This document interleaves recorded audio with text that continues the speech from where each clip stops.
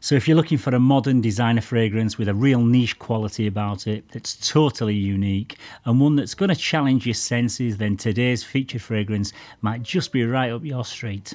This is Boss Bottled Oud Saffron, and to find out all about this one, stay tuned to Mags Frags.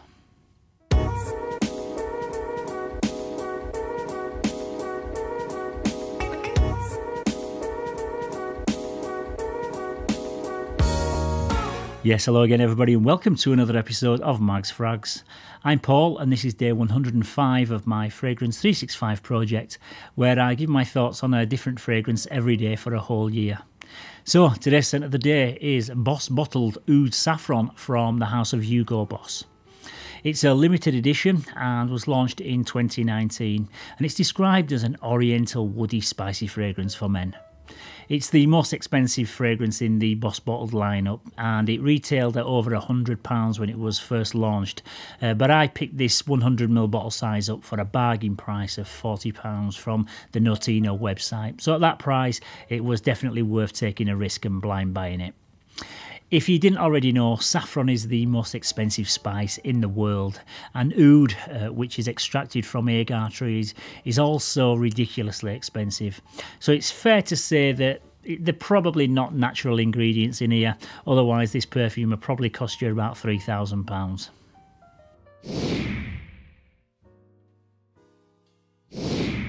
Yes, so the presentation on this is a feast to the eyes, and the box comes in a metallic yet satin finish, and this is in a fiery saffron thread red colourway.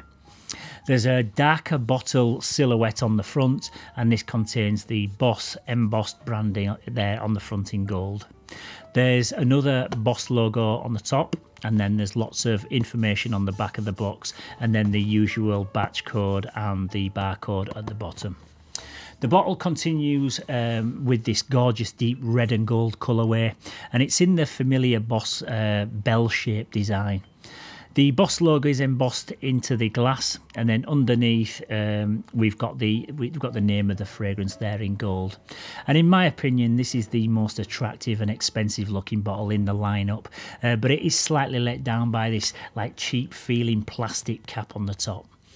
I would have loved to see a magnetic cap on this one just to give it that totally premium feel.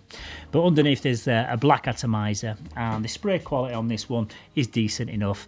And overall I think this looks really smart, really elegant, and I think it is the best looking one in this line.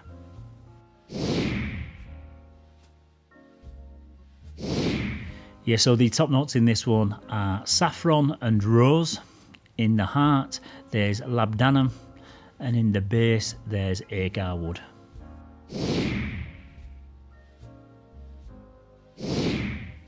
Okay, so let me start by saying that I have a huge respect for any designer fragrance house that kind of dares to be different, and this one is the most unique designer fragrance that I think I've smelled in years. It opens up with a blend of spicy saffron, rose and the labdanum, which sits on a base of agarwood, and this produces a powerful and yet pungent first impression that's fairly intense. It's definitely not what I'd describe as a mass appealing designer scent, and I think that if you've only ever worn your fresh blue designer fragrances, then this may take a little bit of acclimatising to. So for the first 15 minutes or so, this instantly reminds me of a particular kind of smell. And if what I describe makes you go, then you might just not enjoy this one. But bear with me because it's nothing too bad. For many years I worked in pubs, bars and nightclubs, mainly working as a DJ, but occasionally I'd help out behind the bar. And anyone who has worked in this environment will know exactly what the bottle bin smells like at the end of the night. Or even if you've had a party at home and you didn't clear away the beer cans before you went to bed, and the next morning you get up and there's that kind of stale beer smell. Well, that's exactly what I get from this fragrance in the opening.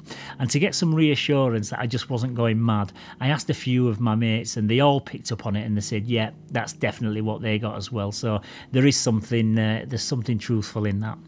It's got a semi-sweet booziness to it, but not in a whiskey, rum or brandy kind of way. It's a similar smell to like what you get from the bottom of a beer can once all the beer has been drunk. But this is mainly what I get just in the opening, and as it fully dries down it becomes much more easygoing and likeable. The combination of the rose, labdanum and the oud produce a very rich and masculine scent character that I think smells very expensive and much more like what you'd expect to find in a niche fragrance rather than in a designer scent. I also pick up on a bit of a leathery suede type accord in the far dry down, which is kind of lurking somewhere in the background, but there isn't any leather notes listed in this, so it must be coming from like the labdanum and the Agarwood combo. It's a really nice soft take on the oud note, which doesn't come off nasty like some other oud fragrances do. I really like it and I find it very easy to wear, but I would say this is a definite try before you buy, because it's definitely not going to be for everybody.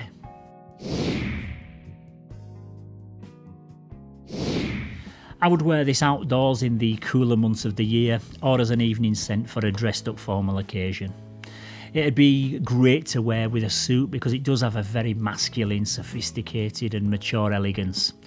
This isn't a young guy's clubbing fragrance and there's nothing playful in this one whatsoever. It projects a seriousness, and this is for your successful and confident 30-something guy who isn't afraid of a challenge or taking a risk here and there. It's one that I'd personally never reach for as a work scent simply because of that kind of stale beer aroma that you get in the opening, and I'd only ever wear this on a date night if you kind of knew the person likes it, because I do think it is a fairly polarising scent.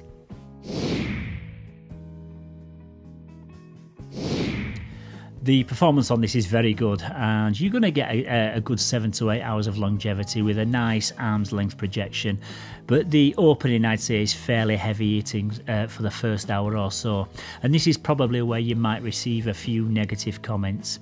I'd say just go easy on the spray until you kind of get used to the potency of it.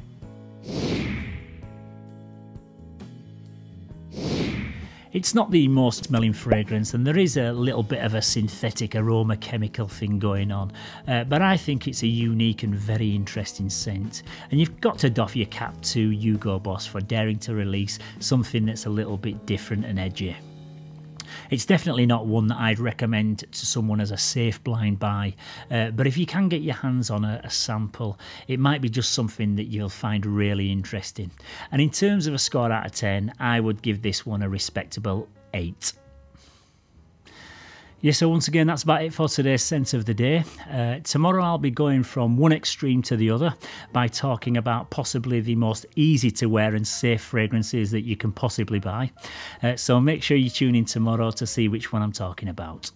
If you found this video useful, please don't forget to give it a like and subscribe to the channel. And it's also great to hear your thoughts, your opinions and your critiques on all of these fragrances that feature in the 365 project. So don't forget to keep your comments coming down in the comment section. So as always, thank you once again very much for tuning in. Stay safe, keep smelling fresh, and I'll see you tomorrow for another one. Bye bye for now.